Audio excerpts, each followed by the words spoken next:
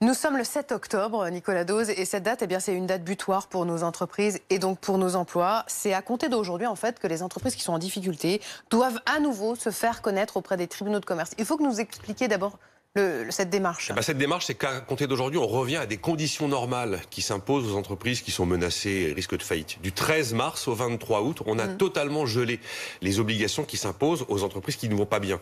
Et donc, pendant cette période de gel, elles n'étaient plus obligées de se déclarer au tribunal de commerce en cas de faillite dans un délai maximum de 45 jours.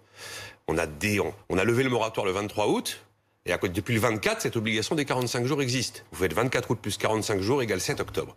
C'est là qu'on va peut-être voir apparaître toutes ces entreprises que l'on ne connaît pas, qui sont en grande difficulté. Il y a eu très peu d'activité dans les tribunaux de commerce, finalement, toute la première moitié de l'année à cause de ça. Tout était gelé, en fait. Y compris les tribunaux étaient fermés.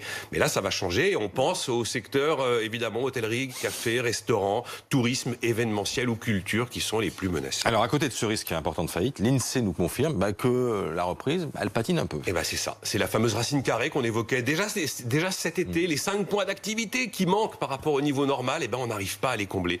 Et donc l'INSEE nous dit 3 choses. La première, c'est qu'au 4e trimestre, la croissance, ce sera 0. Voilà. Une croissance nulle. L'INSEE nous dit également qu'il y a plusieurs secteurs qui sont très très en dessous de leur niveau d'activité habituel. Toujours les mêmes, aéronautique, aérien, café, restaurant, hôtel, événementiel, culture.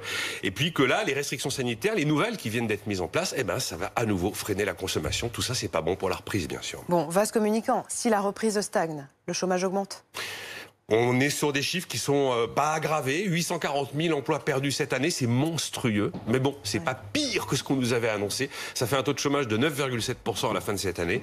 Donc, en raison de tout ça, le gouvernement s'apprête à améliorer les dispositifs d'aide aux entreprises. Donc concrètement, le fonds de solidarité pour les artisans et les commerçants va être élargi. On veut aussi que plus de métiers, plus d'entreprises puissent avoir accès à tous les dispositifs d'urgence, ce fonds de solidarité, mais aussi les exonérations de cotisations et d'impôts ou encore le chômage partiel pris en charge à 100%.